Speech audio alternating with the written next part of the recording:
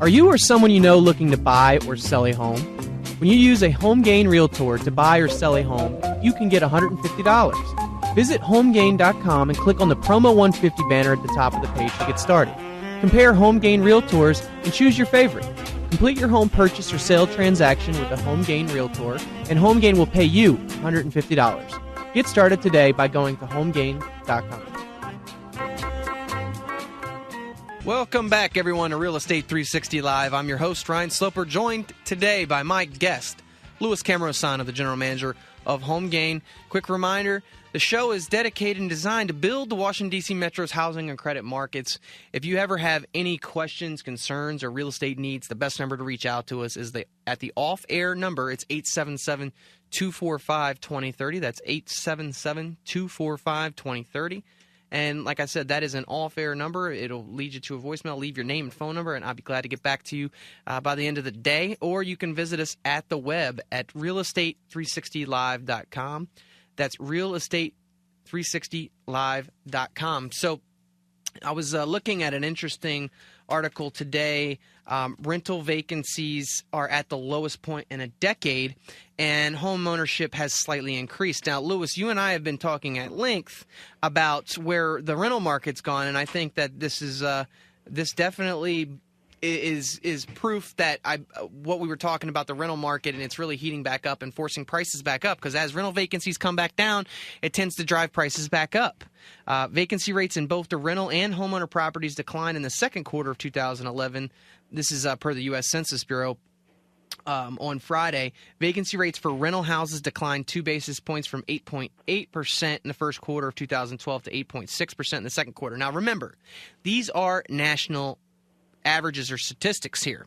So it's important to still understand that in certain areas of the United States, the rental vacancies are going to be much lower than that national average, especially here in the D.C. metro area. I mean, we have very, very thin rental vacancies here, and I would say that that's likely to continue.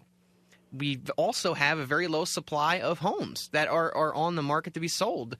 I really feel like, the amount of people that are, being born into the United States over a period of time, at some point, Louis, we're likely to have a overall housing shortage. Now, granted, that might not be for 10, 15 years from now, but we're really not building enough homes to keep up with the pace of people that are living in this country. Right, we overbuilt for about 10 years probably. Yeah. Due to the housing boom, and then we also bulldozed a lot of those homes because they weren't worth it anymore.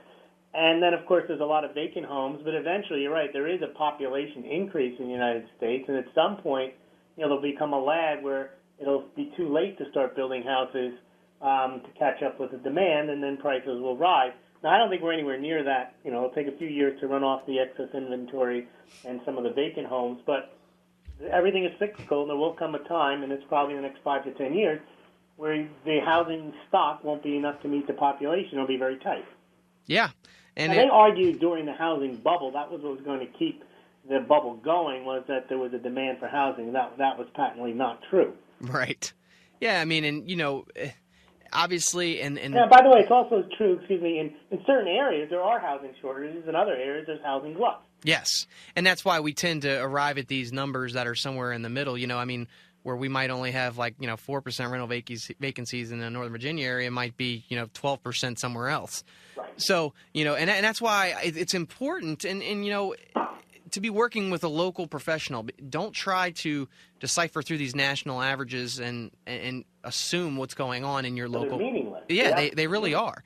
I mean, it kind of sometimes will tell you a little bit, but definitely not enough to make a decision on where you should price your property, or what rental rate should you be buying at. It's not going to tell you any of those important things. A quick example was during the foreclosure crisis of the last few years, some people all over the country got the impression that you can buy a house for $10.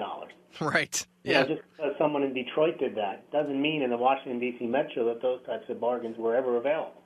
Yeah, and I think when the foreclosures first started, before a lot of people were under the impression that they could buy things for $10, Louis, I think that you might have gotten a bigger discount, maybe 4 years ago. Now, foreclosures are still out there, but what I think has happened over time is the banks have gotten a little bit smarter, not much, but a little bit smarter, and said, you know what, we're going to start to price these things a little bit higher, more towards the going market rate. We're not going to give a 40% discount just because. Or doing short sales actually takes it out of the equation too, because now there's competition for foreclosures in the short sales, so that keeps the prices higher. Yeah, I mean, I've seen, and as far as the short sale market, it really depends on the bank what they're going to be willing to take as a percentage of the BPO that's done on the property or the valuation that's done by another real estate agent. But some banks will take maybe 80% of the value, some 85%, some 90%, some 95%. So it's going to really vary. But the bottom line is those short sales, they're definitely netting a lot more money than if they actually took that through to the foreclosure. So, I mean, that's... The house is generally in better shape in a short sale, too. Yeah, and because a lot of the times in the actual... Occupied, and also in the short sale approval letters, a lot of the times, Lewis, the bank outlines that the homeowner is to keep the property in good condition and also let the utilities remain on and things like that are going to help the condition of the home. Versus when somebody just walks away from a foreclosure, rips everything out of the house, turns the utilities off, and then what? And then leaves it vacant, and then it gets burglarized and left to disrepair. Yeah, it's really amazing what some of those houses look for. And that's the reason for some of those foreclosures why they are deeply discounted, because they're a wreck. Now, if you walk into a foreclosure that somebody walked away and left the house, perfectly fine, well, they're going to list that property, the bank is, more towards the going market rate. So rest assured, if you look at the price and you think that it's a really good deal, know that you're going to be doing a lot of work. There's spending a lot of money in addition. Absolutely. There's no free lunch. There is no free lunch, especially when it comes to real estate. So there are bargains, but not free lunch. Yeah, there are bargains out there, and a lot of what I'm seeing as far as the bargains is, people maybe buying an older home as well. And doing some renovations, maybe expanding it, things like that, you will get your value out of it. Anytime you're expanding, adding square footage to a home, you're more than likely probably going to get your money back. But not just by just doing a kitchen or a bathroom. It doesn't, you're not going to just all of a sudden increase the value by $30,000 because you did that. Well, it is important. It may make it look better, appear better, so people, want to come and write offers on it. It's you have to be careful, and there's some give and take there. But a lot of investors now are still buying up foreclosures. There's nothing wrong with buying foreclosures. But I do feel if you were a novice investor, it's critical to understand all the things that could possibly be wrong when you buy that home. It's not just as simple as looking at it from the outside because, a lot of the time, Lewis, when investors go to the foreclosure auctions at the courthouse steps, they're buying these things sight unseen or sometimes just seeing the outside of the property. Right. Well, a lot of the times they turn into money pits real fast when you get in there and you find out that the air conditioning, the heating, that's not working. And also a lot of the plumbing has been ripped out of the home, and also the kitchen, the appliances and everything else. They were expecting maybe a $15,000 renovation that just turned into a $40,000 renovation. So I tell people to be very cautious. Make sure you're working with somebody that knows what they're doing, knows what to look out for. If you are an investor out there and you're looking for some opportunities in the DC metro area, I do come across them quite often, and I'd be glad to point you in the right direction. But I will tell you, it's just important that you just don't rush into a transaction just because everybody else tells you they're getting a great deal, because it doesn't tend to work out that way. Last little thing, we're coming up on the end of the show, but I did want to get in. I've had a lot of emails from listeners on FHA streamlines. A lot of people said that, they've heard that they're eligible for an FHA streamline, which was what we talked about a couple weeks back, where they don't require any appraisal, no income qualifications or anything like that, just as long as they made their payments for the last 12 months and they're currently in an FHA loan. Well, what's happening is these banks, Bank of America, Wells Fargo, and a lot of the big banks are getting so backed up with these streamlines. They're expecting about 250,000 streamlines this year, that they're telling people that, hey, we'll call you in 6 months to a year to get that taken care of. I'm telling you, you don't necessarily have to go back through your same bank in order to do those. I do have a mortgage person that can handle these for you. Reach out to me at 877-245-2030.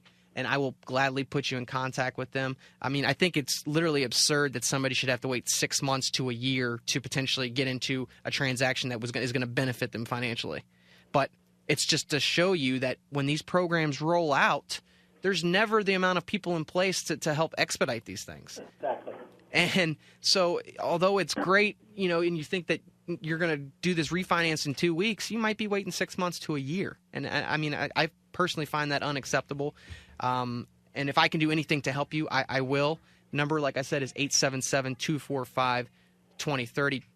Louis, we're coming up on the end of the show. I know we talked a lot about, getting your house sold. If people are trying to connect with a great real estate agent and they're really unsure and they want to compare, one agent versus another, what should be their first steps if they're looking to do that online?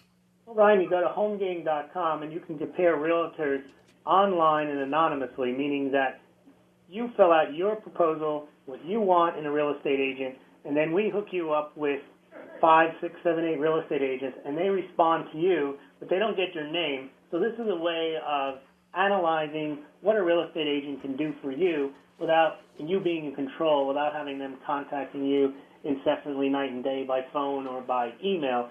You're in control there. So you go to HomeGain and you go to the Find a Realtor tab and you get that process started. If you go to HomeGain, you can also check out home prices and home values. You type in your address. We'll give you an instant home valuation. You can view homes for sale, foreclosures, new homes, apartments for rent, and you can also check out the top 10 home improvements and also where realtors and consumers think, homeowners think home prices are headed. All that's at homegain.com. And also you get $150 off if you use a HomeGain agent in the Find a Realtor program. So check it out today, homegain.com. Thanks, everyone, and thanks, Ryan. Thanks, Louis. Have a great week. Guys, thank you again for tuning in. We'll be back again next Monday from 2 to 3 p.m.